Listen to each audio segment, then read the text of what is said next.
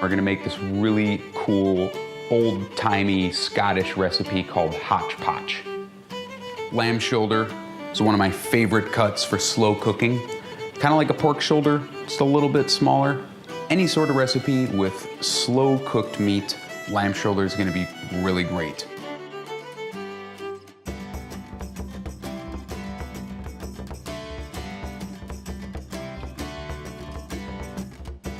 And then a little bit of foil, and then we'll put it right in the oven. Once your lamb is cooked and it's nice and soft, you want to take it out of the oven and you want to let it get down to room temperature before you put it in the fridge. And I swear I've never put a full sheet tray of boiling hot pasta inside of a lowboy cooler and blown out the cooling element during restaurant service. We don't want this fat, especially lamb fat or beef fat, and it just peels right off. I'm gonna take my lamb shoulder out, and I like to use gloves just so that I don't get greasy lamb hands. And then I'm gonna take the juice, and we're gonna save that juice because this stuff is just liquid gold here. And I'll just pour that into a container and reserve it for later. We'll probably put it through a strainer. Then the next step is trimming up the lamb into some kind of manageable pieces. After it's cooked, that bone's just gonna pop right out. It's a lot easier than trying to do it beforehand. But I'll flip the shoulder over. Now this is our fat cap, and we will want to take a couple pieces of this off. So again, I'll take my paring knife, and I'm just gonna trim a little bit of this fat off. And if you wanted, you could just use your hands too. It's kind of creamy and soft, and you can just peel it right off. So the next step, I'll separate out the muscles. Here's a muscle, there's a muscle. They'll kind of just come apart on their own. And take your knife and very carefully just cut into nice, let's say 1 inch, 1.5 inch pieces. You don't want to cut it into too small pieces because, like I said before, the lamb's already cooked and we don't want it to break down. We don't want it to be pieces of stringy meat. We still want nice big chunks. So Hotchpotch is a traditional Scottish stew of lamb, and it uses a number of different vegetables. And the really fun part is that you can be creative with the vegetables that you use.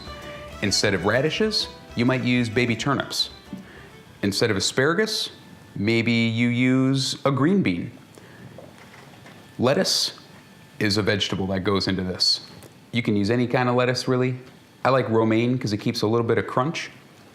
Fresh mint is a really good finishing herb for it. Some of the older recipes I saw would use a type of wild celery leaves. Instead of green onions, maybe use garlic scapes. One thing that was kind of constant in a lot of the recipes that I see for this is that they use some kind of green legume or a combination of them. So I have a little edamame, some sweet peas, and my favorite, fava beans. And last but not least, some of the older books that I looked at would say when vegetables were scarce, they would go out and they would gather nettle tops to put into the stew. So nettles are one of my favorite spring vegetables here where I live, but in the summer, you can still get nettles. I like to take a scissors and I just go and clip the very tip top. You wanna make sure that you keep in mind how long each vegetable takes to cook. So with what we have here, my radishes, which are pretty giant, these radishes I got at the market, these are gonna take the longest to cook. After they're peeled, they're gonna be kind of like a really soft turnip. If you've had a Japanese turnip or a hakuri turnip, they're gonna be really similar to that. But I like to give them a little peel. I might cut this guy into quarters and then just do something like that. Just into little shapes like that. With the asparagus, I'll probably just cut it on the bias. Nice little 1/2 inch pieces. And we want to make sure to keep all the vegetables separate. With the green onions, I'm going to cut off the part that I'm not going to use trim off the root. And then these guys, we might do a little, just a 1/2-inch slice. Nothing too crazy. So it's time to put together the Hotchpotch. The radishes are gonna need the most time to cook, so we're gonna start with those first. And you wanna cook them just until they start to get soft. We're gonna add the stock from cooking the lamb shoulder. We're gonna let that simmer down for a little bit until it's about reduced by half. Asparagus. We'll let that cook for a minute. Now we can start adding the green vegetables and then the lamb, just to heat it through. So I'll put in the lettuce, green onions, and all of our nettle tops. And I'll just stir these around just until they start to wilt.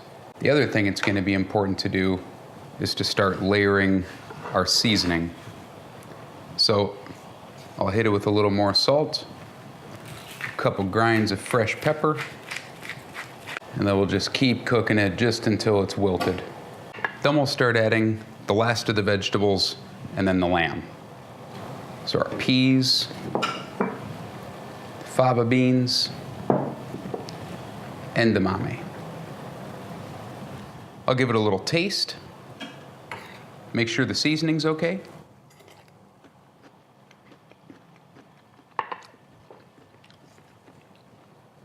With a pinch of salt. And now finally, I'll add the lamb. And it might seem strange that the lamb is the last thing that we add, but the lamb is all cooked through and the meat is really soft. So we want to make sure that the lamb doesn't break down.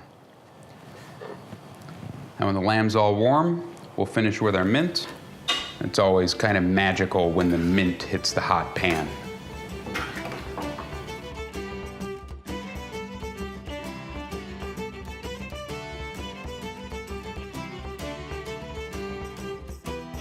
So here's our Hotchpotch.